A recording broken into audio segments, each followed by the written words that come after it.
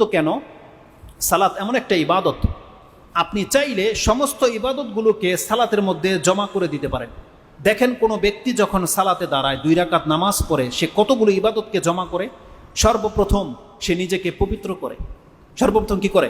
নিজেকে পবিত্র করে, যেটা অন্য কোনো ইবাদতের জন্য প্রযোজ্য হয় না। সিয়াম রাখবেন, পবিত্রতার প্রয়োজন হয় না।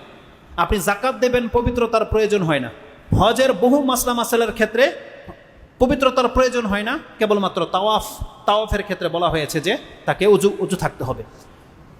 তারপরে এক তো আপনি পবিত্রতা অর্জন করলেন, আর পবিত্রতা যেই ব্যক্তি সবসময় পবিত্র থাকে তার মর্যাদা কি? কারণ আল্লাহ সুবহানাহু ওয়া তাআলা কোরআনে সূরা বাকারার 222 নম্বরে 222 এর মধ্যে আপনি পেয়ে যান, আল্লাহ বলছেন ইন্নাল্লাহা ইউহিব্বুত তাওয়াবিনা ওয়া ইউহিব্বুল মুতাতাহহিরিন। আল্লাহ যেমন তওবাকারীকে ভালোবাসে, তেমন আল্লাহ সুবহানাহু ওয়া তাআলা পবিত্র ব্যক্তিকে পছন্দ করে। পবিত্র ব্যক্তিকে আল্লাহ ভালোবাসে। এবং আল্লাহ সুবহানাহু ওয়া তাআলা কি বলেছেন? যার অন্তরটা পবিত্র হয়ে গেছে শিরিক কুফরি বেদাত থেকে, এবং যার বাহ্যিক সবসম যেই ব্যক্তি পবিত্র থাকে, আল্লাহ সুবহানাহু ওয়া তাআলার সেই আয়াতটাকে যদি এখানে ফিট করে দেওয়া যায়, যেটা আমরা প্রত্যেক জুমার দিন সূরা আল আলাতে পড়ি, কি বলি? কাদ আফলাহা মান তাযাক্কা। ওই ব্যক্তি ফালাহ, নাজাত পেয়ে গেল, মুক্তি পেয়ে গেল, যেই ব্যক্তি নিজেকে পবিত্র করতে পারলো। তার মানে এই পবিত্র হচ্ছে দুইটা, এক হচ্ছে আত্মার পবিত্রতা এবং হচ্ছে দৈহিক পবিত্রতা। রাসূলুল্লাহ সাল্লাল্লাহু আলাইহি ওয়াসাল্লাম বা আল্লাহ সুবহানাহু ওয়া তাআলা বলতে চাচ্ছে, যেই ব্যক্তি নিজেকে পবিত্র করে রাখতে পারলো সেই ব্যক্তি নাজাত পেয়ে গেল। এতটা গুরুত্বপূর্ণ হচ্ছে পবিত্রতার বিধান। এবং সালাতের জন্য আপনার আত্মা পবিত্র হইতে হবে, মুশরিকের সালাত কবুল হয় না। এই জন্য আপনার অন্তরে তাওহীদ থাকতে হবে, সালাতটা আল্লাহর জন্য হইতে হবে, তখনই গিয়ে কেবল আপনি কামিয়াব হতে পারবেন। তাহলে সালাতের মধ্যে আপনি এক তো পবিত্রতা অর্জন করতে পারছেন, দ্বিতীয় আপনি কোরআনের আরেকটা আয়াতকে বাস্তবায়ন করতে পারছেন সালাতের মাধ্যমে। আল্লাহ বলছেন ওয়াকুমু লিল্লাহি কানিতিন, তোমরা আল্লাহর সামনে দণ্ডায়মান হয়ে নত হয়ে দাঁড়াও। তার মানে সালাত এমন একটা ইবাদত যেখানে তার মালিকের সামনে একজন গোলাম চুপ করে দাঁড়িয়ে থাকে। সে বুঝতে পারে যে আমার কোনো হেসিয়ত নাই, এখন আমি আমার মালিক, আমার রবের সামনে দাঁড়িয়ে আছি।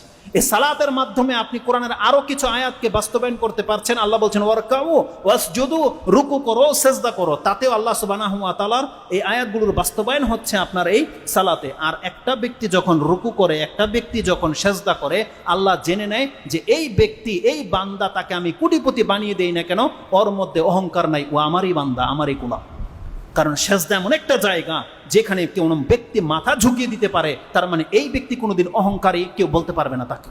যেই ব্যক্তি সালাত আদায় করে তাকে কেউ অহংকারী বলতে পারবে না, কারণ সে অহংকার করে না, সে প্রকাশ করে দিচ্ছে আমি আমার রবের সাথে কোনোদিন অহংকার করি না। আর যেই ব্যক্তিরা সালাত আদায় করেন না, আপনি জেনে নেন আপনি হচ্ছেন অহংকারী।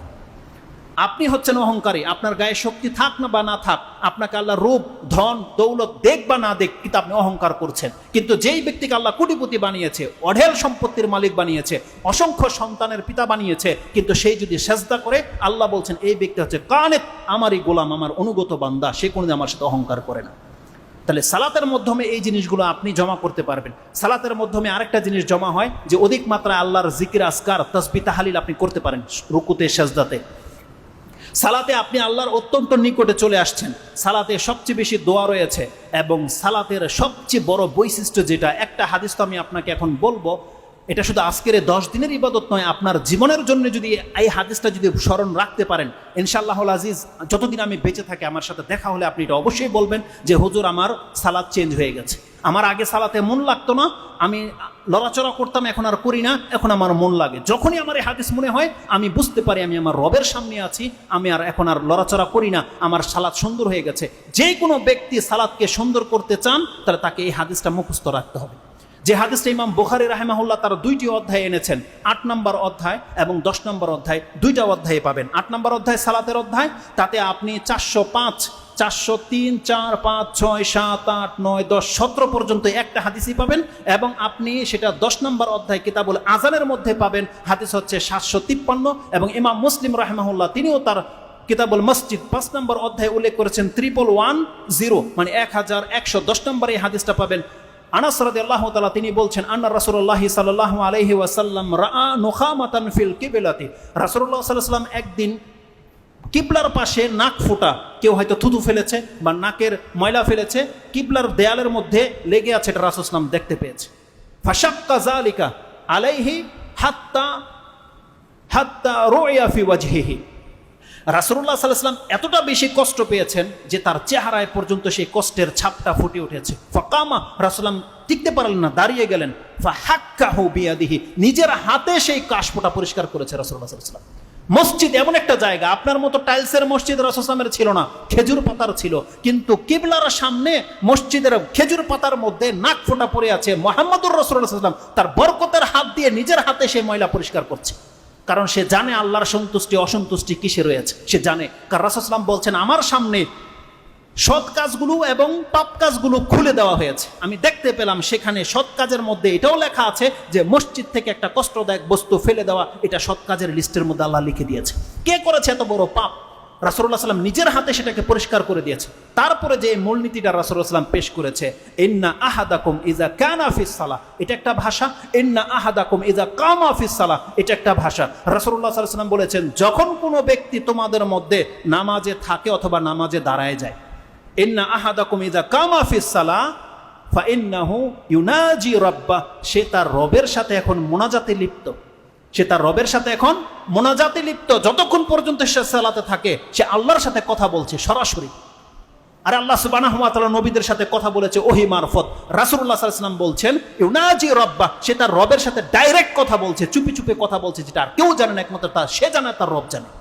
রাসূলুল্লাহ সাল্লাল্লাহু আলাইহি ওয়াসাল্লাম বলেছে, আও ইন্নাহু বাইনাহু ওয়া বাইনা কিবলাতিহি, রাসূলুল্লাহ সাল্লাল্লাহু আলাইহি ওয়াসাল্লাম বলছেন, কোন ব্যক্তি যখন আল্লাহু আকবার করে দাঁড়িয়ে যায়, তার আর তার কিবলার মাঝে আল্লাহ উপস্থিত থাকে। ইন্নাহু বাইনাহু ওয়া বাইনা কিবলাতিহি, আল্লাহ তার এবং তার কিবলার মাঝে উপস্থিত হয়ে যায়, আল্লাহ বলছেন। আর মুসলিমের যে বর্ণনা বা বুখারীর ওই হাদিসটাতে যেটা 753 রয়েছে, রাসূলুল্লাহ সাল্লাল্লাহু আলাইহি ওয়াসাল্লাম বলছেন, ইন্না আহাদাকুম ইযা কানা ফিস সালাহ ফাকিবালা ওয়াজহিহি ফাইন্নাল্লাহা কিবালা ওয়াজহিহি ফাইন্নাল্লাহা কিবালা ওয়াজহিহি, আল্লাহ সুবহানাহু ওয়া তাআলা তার চেহারার সামনে থাকে, এটা বুঝেন। মানে আপনি যখন আল্লাহু আকবার বলেছেন, সেটা হোক সুন্নত নামাজ, নফল নামাজ, ফরজ নামাজ, আপনি যেমনি বলবেন আল্লাহু আকবার, রাসূল বলছে আপনার চেহারাটা তখন সরাসরি আল্লাহর সামনে থাকে। কোন মালিকের সামনে যদি কোনো ব্যক্তি, কোনো মালিক যদি দাঁড়িয়ে থাকে, তার গোলামকে টেরবেটার করতে পারে? অথবা এটার পজিটিভ দিক নিয়ে নেন, আপনি যার ইবাদত করেন, আপনার যদি ফিল হয় যে আমার মালিক এখন আমাকে দেখছে, আমার সাথে তার সম্পর্ক রয়েছে, সুবহানাল্লাহ, আপনার অবস্থাটা কেমন হতে পারে? তাহলে এই হাদিসটা আমাদেরকে স্মরণ রাখতে হবে যতদিন পর্যন্ত আপনি বেঁচে থাকবেন এবং সালাত আদায় করবেন। আপনি জেনে নেন আপনার মর্যাদাটা এমন, আল্লাহ বলছেন, যে কেউ তোমাদের মধ্যে সালাতে দাঁড়ায় সে তার রবের একেবারে কাছাকাছি, বা তার রবের সাথে এখন সে ইউনাজি রাব্বা। দেখেন এখানে মোনাজাত শব্দটা রয়েছে। আমাদের সমাজে মোনাজাত করে সালাত ফিরানোর পরে, অথচ রাসূল সাল্লাম বলছেন মোনাজাত হচ্ছে নামাজের ভিতরে। যতক্ষণ পর্যন্ত আপনি নামাজে থাকেন না কেন, রুকুতে সেজদাতে আপনি যত কিছু বলার আল্লাহর কাছে তখনই বলে দেন। ওই লোক দেখানো আবার হাত তুলে সবাইকে দোয়া করতে হবে না, হুজুরকে বলতে হবে না যে আমাকে দোয়া করেন, বরং আপনি যখন সালাতে দাঁড়িয়ে যান, আপনি আপনার রবকে বলেন আপনার কি প্রয়োজন রয়েছে। আমি কি ব্যক্ত করে বোঝাতে পারবো আপনার রবের কাছে যে আপনার কি প্রয়োজন? কিন্তু আপনার অন্তরে যেভাবে কথাটা বেরোবে, এটা একমাত্র আপনি পারবেন, আপনার বিকল্প কেউ পারবে না, কোনো হুজুর পারবে না আপনার ভাষাটাকে আল্লাহর কাছে প্রকাশ করতে। আল্লাহ সুবহানাহু ওয়া তাআলা যেহেতু ভাষা নাজিল করেছে, এগুলো তো আল্লাহর বানানো নাকি মানুষের বানানো? প্রত্যেকটা ভাষা আল্লাহ সুবহানাহু ওয়া তাআলার সৃষ্টি। আর আল্লাহ প্রত্যেকটা ভাষা বোঝে, যাই আল্লাহ সুবহানাহু ওয়া তাআলা বলেছেন, বান্দা তুমি আমাকে ডাকো, আমাদেরকে ডাকতে বলেছে। তো সালাত হচ্ছে সবচেয়ে শ্রেষ্ঠ ইবাদত, যেগুলো 10 দিনে আপনাকে